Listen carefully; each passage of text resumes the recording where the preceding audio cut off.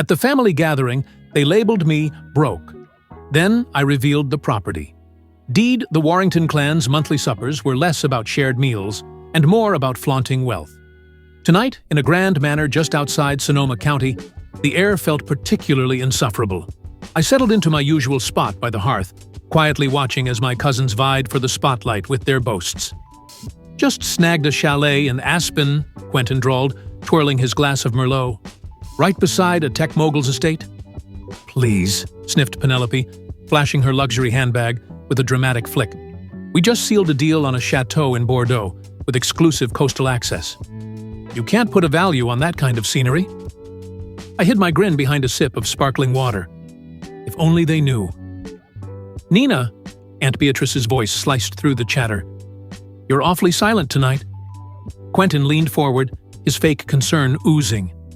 "We were just curious about your housing situation." And there it was. "What's to know?" I replied, placing my glass down. "That tiny apartment in Seattle," he said. "Still renting, right?" "The one on Cedar Lane?" Penelope chimed in, mock surprise in her tone. "I didn't realize people our age still rented." I almost chuckled. The Cedar Lane complex was my company's first major purchase, under North Star Properties. To them, I was a struggling lessee. In reality, I owned the place. "I like it there," I said calmly. "You're 34, dear," Beatrice added with a condescending smile. "Time to mature. Invest in something substantial." Substantial? Try a $2,500,000,000 portfolio of residential complexes, office skyscrapers, and yes, Warrington Tower, the very building they gathered in each month. 8 months ago, I'd quietly acquired it through a private investment group they'd never linked to me. "I've done all right," I said. Quentin smirked. "You can't even qualify for a loan." I leaned back, letting them prattle on.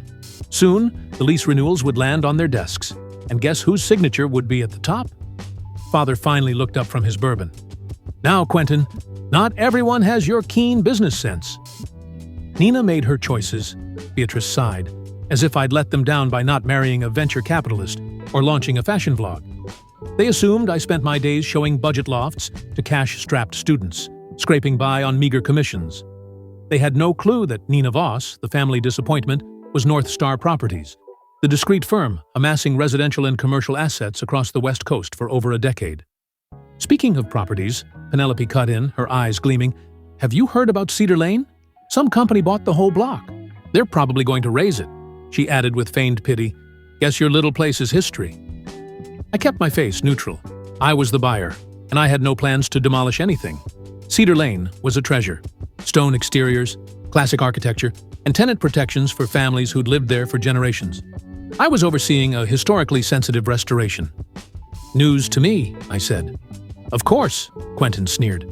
"Deals that big are way above your pay grade." "If you get evicted," Beatrice said brightly, "you can always stay in the guest cottage. We'll help you find something dignified. Maybe even someone dignified." "I'm content," I said flatly. "So is my landlord." Penelope let out a sharp laugh. "You can't stay small time forever, darling." "Voss used to carry weight in this region," she added. "It still did, just not in the way they imagined. In property circles, North Star was known for principled expansion and resident-focused investments, the opposite of my cousin's ostentatious projects that flattened neighborhoods for prestige. "Actually," Father said, setting down his glass, "this gathering is partly about business. The board's concerned about Warrington Tower's new owner." I tilted my head. "North Star Properties took a controlling share 8 months ago," he said. "No one knows who's behind it. Maybe an overseas tycoon." Quentin nodded. "Has to be. These investors love trophy assets." If only they knew the mysterious buyer was sitting here in a second-hand sweater and worn loafers.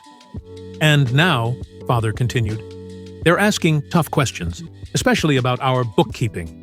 Creative bookkeeping, like how Quentin siphoned from the maintenance fund for his Aspen chalet, or how Penelope listed her designer shoes as client outreach expenses. "I'm sure it's fine," Beatrice said, her necklace trembling with unease. "The Voss name still holds sway." "That's the issue," Father cut in. "This North Star figure doesn't care about names. They've demanded a full audit." I watched the unease ripple across their faces, panic masked behind polished grins. An audit would expose more than just shady expenses. It would unravel their entire scheme. Maybe Nina could help, Penelope said suddenly, her voice syrupy. She works in real estate, right? Maybe she knows someone at the property firm. All eyes turned to me. Suddenly, I wasn't the family letdown. I was potentially valuable. I mostly handle small residential deals, I said smoothly. Nothing like Warrington Tower. For heaven's sake, Quentin snapped. You can't even assist your own kin? Mother shot him a sharp look, but her silence spoke volumes. Even Father returned to his phone, uninterested in defending me. They had no idea how much I was about to help, just not in the way they expected. Tomorrow, North Star Properties would issue a public statement. Effective immediately, Warrington Tower would undergo sweeping operational changes. No more hidden budgets, no more insider deals, no more treating the property like a family piggy bank. I glanced around the penthouse. Paintings bought with repair funds, chairs billed at quadruple their cost, lighting installed by Penelope's spouse's company with inflated contracts. Anyway, I said, standing and dusting off my jeans. Some of us have early days tomorrow. Penelope smirked. Off to show more low-rent units? I slung my weathered satchel over my shoulder. Inside were board briefings, legal documents, and renovation plans worth more than anything in this room. Nina, Beatrice called sweetly. Next time, dress more like a Voss. Image matters. I smiled. Don't worry. Tomorrow, I'll look exactly as the Vosses expect. They didn't know I was already calling the shots. If you've been quietly cheering for Nina, stick around for what happens when the boardroom doors swing open. Subscribe to the channel to catch how the family reacts when they learn the nobody they mocked holds all the power. The next morning, I stood in my true office, a sleek penthouse suite overlooking downtown Seattle, preparing for the moment I'd orchestrated for over a year. My assistant, Mara, strode in, placing a latte beside my laptop. Warrington Tower Board is seated, she said. Your family arrived early, schmoozing the neutral members. I grinned, picturing Quentin and Penelope working the room in a panic. Audit packets? Printed and distributed. The forensic team found even more than we thought. Mara paused. You sure about this? Once they know, there's no going back. They need to learn, I said softly, that legacy isn't a free pass to exploit. I turned to the window, catching my reflection. Gone were the jeans and sweater. Today, I wore a charcoal Armani suit. Clean lines, quiet power. The kind of outfit Beatrice once hoped I'd wear to impress a suitor. Instead, I'd wear it to tear down their house of lies. Ownership announcement goes live in 15 minutes, Mara added. Once it drops, you're exposed. Then let's get started, I said, grabbing my briefcase. The Warrington Tower boardroom fell silent as I entered. My family huddled at the far end, tense, underdressed, and clearly rattled. Who are you? Quentin barked. This is a closed meeting. I set my briefcase at the head of the table. I'm Nina Voss, I said, founder and sole proprietor of North Star Properties, the company that owns this building, and several others your family misused. Beatrice went pale. Penelope's mouth opened, but no words came. Father's hands gripped his pen. Nina, he whispered. I nodded. Good morning. I opened my briefcase and began passing out audit reports. Shall we review your finances? This is absurd, Quentin stammered. You're just... What? I asked. The failure? The renter? The woman in thrift store clothes? Penelope blinked. But you lease apartments. I work, I said simply. And I built something honest, not a facade. The board watched, stunned, as the mighty Voss family began to crumble, page by page. These files, I said, handing out the final documents, detail every misappropriated fund, overbilled contract, and fabricated expense. I began, Quentin, care to explain the $3 million in facade repairs that funded your Aspen chalet? He flushed crimson, nearly fainting. Or, Penelope, I continued, turning a page, perhaps you'd clarify your spouse's invoices, charging 4 times the going rate for routine electrical work. You're dragging your own family through the mud? Beatrice gasped. No, I said calmly. You did that. I'm just ensuring it's scrubbed clean. Father finally spoke, his voice soft and desperate. Nina, we can explain. Don't, I said, raising a hand. I've seen this family treat our great-grandmother's legacy like a personal slush fund. While you ridiculed my simple life, I was creating something better, built on principles, not pretension. But why? Penelope asked, dazed. Why act like you were struggling? I didn't act, I replied. I lived simply and invested smartly. You assumed wealth had to be loud. The Cedar Lane building, Quentin said, stunned. You really live there? I own it, I corrected, and most of that district. And no, I'm not tearing it down, because some of us value people over profit. Phones buzzed around the table. A board member glanced at his screen. North Star Properties unveils CEO identity. Nina Voss, estranged Voss family member, confirmed as owner of $3 billion real estate empire. Beatrice dropped her phone. Top ranked for ethical development, she muttered. Heritage preservation, resident protections. This will destroy us, Penelope whispered, ashen. No, I said firmly. This will save you from your own mess. Effective today, Warrington Tower will operate transparently.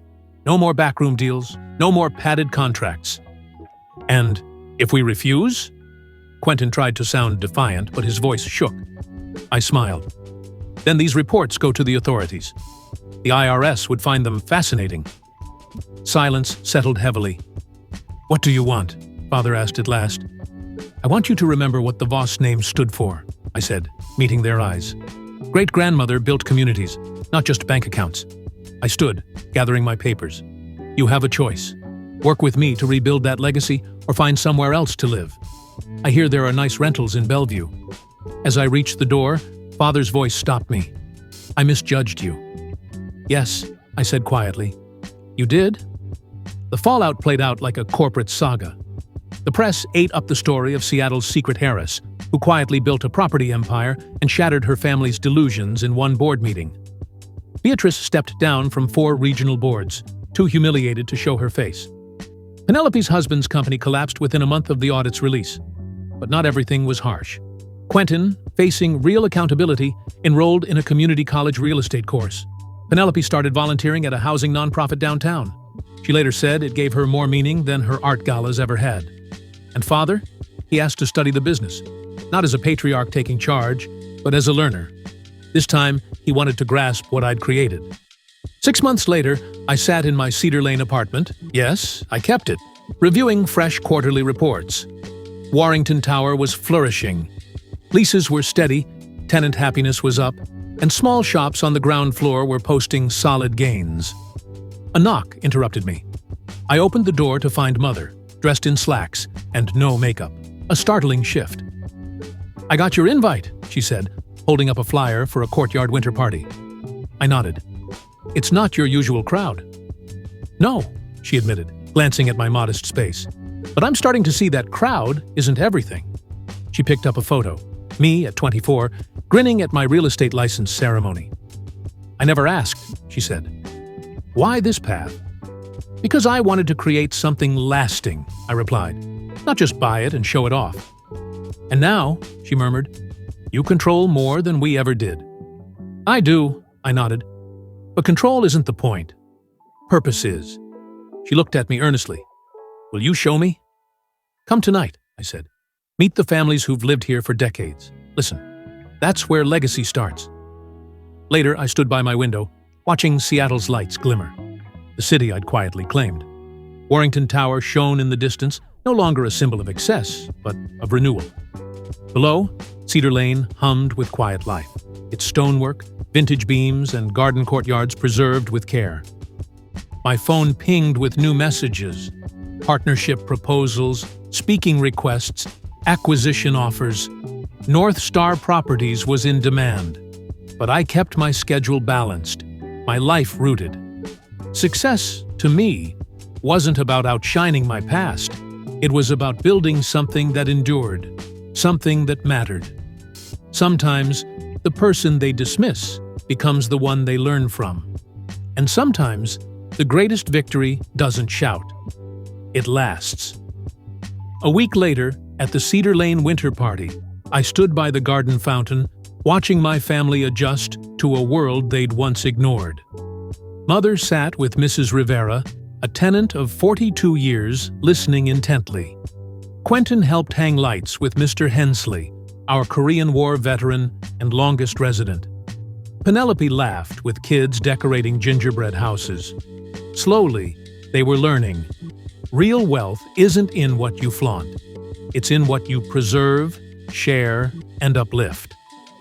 Father joined me by the hot chocolate table. "You know," he said, "your great-grandmother believed buildings should nurture souls, not just bankrolls." I nodded.